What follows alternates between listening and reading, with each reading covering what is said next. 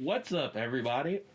Oh, what's up, everybody? It's Jrod, the filmmaker, former film major, and frequent fighting gamer from Philadelphia, and welcome back to another You Feel Me video. And no, I'm not going to do the whole video with this mask on, but check this mask out. It's actually pretty sick. Star Wars mask. My dad just gave it to me because I had to go outside for something. And yeah, it's really dope. So what's up? It's been about 2 weeks. I decided not to do a video last week because it was my birthday, so I just took off, celebrated, and now we're back. I am back with a full content calendar for the next 3 months. I'm gonna switch it up on the channel, but we're just gonna get right into it, okay?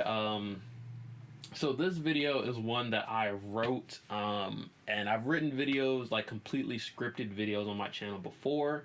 Two of the most recent ones are my Rise of Skywalker review and my Flash versus Static Shock analysis theory video. And that's one of my favorite videos, the Flash Static Shock one. So if you haven't checked it out, please do. I'll link it in the description below and probably up there wherever the cards go. But the only thing about that video is I fully scripted it. I read from my laptop, and there was a lot of times where I was literally just going like this, you know, looking away so I could read verbatim instead of looking at the camera. So I'm going to try not to do that this time, although I will mostly still be reading from my laptop. Maybe in the future, I will invest in some sort of teleprompter so I can read while looking at the camera. But for now, this is the setup. And so today's video is going to be about Insecure. If you don't know what it is an amazing show on HBO in its 4th season now, written and created by Issa Rae. She's the star of the show as well as the writer and creator, and it's an amazing show. We'll talk more in details about it in this video, but we're gonna get into the crux of Insecure, the bane of Insecure, what people have really been talking about with this show for years, and will probably still talk about for years to come, and that is Issa versus Lawrence. Team Issa versus Team Lawrence, of who destroyed the relationship, who was the bad guy in season 1, and where do we go from here? So, without further ado, let's get right into it. The great Lawrence versus Issa debate. Bars. Hey, that was hot. Yeah, I fucks with it. Heavy. Killed that shit. Nigga is dead. Deceased. So if you've been watching Insecure from season 1, then you probably know the show's main conflict. And that is with the end of Issa and Lawrence's relationship. Prior to season 1, Issa and Lawrence were together for about 4 to 5 years. And they seemed like a really strong couple, but they hit this rough patch in their relationship. Lawrence has been out of work for some time now, and he's looking for an opportunity that he's passionate about. And initially, he's nervous or worried about settling for something less. Similarly, Issa is feeling like her life is stagnant. She's craving some excitement in her life, and honestly, Lawrence is a little too comfortable for her. In the first episode, she actually even says that she's starting to resent Lawrence. So both characters are kind of bringing their professional life woes into their relationship. Issa feels like her personal and professional life are stagnant, and she also feels helpless, like she can't do anything about it. So instead of trying to fix the personal professional life, she does everything she can to try to make her relationship more and more exciting. Educated Black women are highly unlikely to get married the more education they have. On the bright side, many Black women are work-focused and find happiness in their careers. But then, there is a small percentage of pathetic women who have neither. They are purposeless. You're wrong! Lawrence has the same problem, but he takes the opposite approach. He's also feeling like his career and his personal life are stagnant, and he feels helpless to do anything about it. So instead of actively trying to make his love life more interesting like Issa, he's just taken this passive approach, and over time has become way too passive for anyone's liking. This is the root of their relationship problem. So from this moment, Lawrence and Issa, they just start moving in two completely different directions. They should have probably had an open dialogue about their problems and, you know, the insecurities that they share. No pun intended. Okay, pun intended. I'll give you that. However, the miscommunication between Lawrence and Issa just makes the problem worse. So the first time that Issa ever actually mentions her problem with the relationship is in a very passive-aggressive way. I mean, check it out. Plus, her standards are way too high. Yeah, maybe she should lower them like I did. Wait, what the fuck? And it's right before she goes out the house to meet another man, Daniel, her high school, college former fling. Although I disagree with how Issa went about it, I do agree with her trying to make her problems known with Lawrence.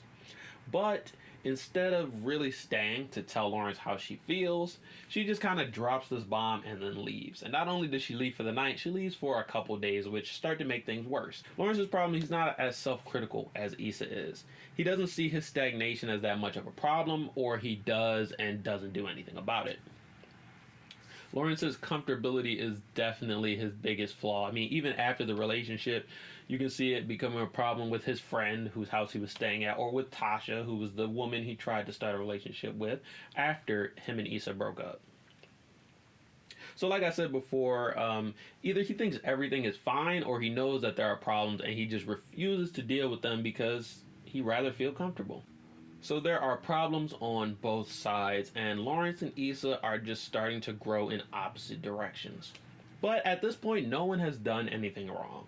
Issa is well within her right to want more, and whether she wants more within her relationship with Lawrence or she wants more outside of her relationship, she shouldn't have to settle for anything less than what she wants. The only thing is, if she wants to be single, she just needs to build up the courage to tell her boyfriend that. And Lawrence has become dependent, and his standards have just become relatively low. But him not being able to find work isn't really a reason to end the relationship either. I mean, as we see in seasons 2 and 3, Lawrence does have a work ethic. He's smart, and in the professional world, he knows exactly what he wants. Also, in the later seasons, you can see that Issa ended up leaving her job because she didn't feel satisfied, and she wanted to find something that made her feel more satisfied. So I think that Issa can empathize with Lawrence's struggle to chase what he wants and really go out there and find what he's passionate about. And then in later seasons, we do see Issa trying to cohabitate with Daniel, or having one-night stands, or just being single, as she is now. And honestly, she doesn't seem much happier in this new single life. So maybe if they had opened up this line of communication, had been open to maybe giving her a break and letting her explore herself, then maybe they wouldn't have really burnt that bridge and could have came back together later at some point when what they wanted aligned up a lot better, like how it used to. So no one did anything wrong yet. So what did go wrong? Well, Issa ended up cheating on Lawrence with Daniel. And I know you were probably looking for some sort of code or some psychological pattern where I could analyze. No, that was really it. The problem was that Issa cheated on Lawrence and then still didn't even have the courage to tell him about what was going on. So by the time he found out, he felt betrayed, as he should. And they decided to end things there.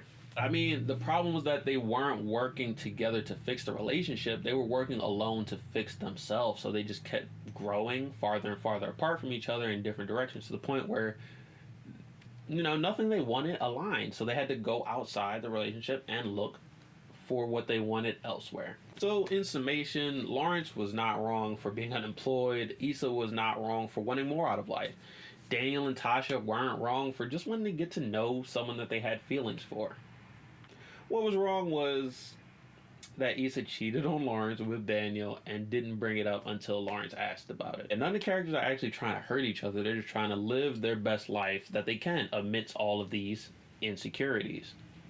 See, I did it again. So I just want to say, yeah, just shout out to Issa Rae for creating such a complex story about love and guilt and pursuing happiness unapologetically. And shout out to the cast and crew for coming together to really portray something special.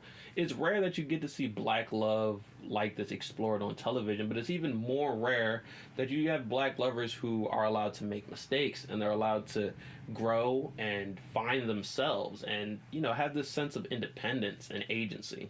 But yeah, that's actually everything I wanted to talk about. But check out Insecure if you haven't already. There are 3 seasons on demand, and the 4th season is on right now, HBO on Sundays. And check it out. Come back, tell me if you feel me, and maybe in the next video we could finally figure out what's up with Molly. Maybe. We'll see you guys there. Peace out. Weekly uploads on every Friday. I did change my upload date from Thursdays to Fridays, so check me out every Friday at youtube.com/itsjrodtv. And I'll see you guys there next week, the week after, and, you know, for the rest of time. So peace out again.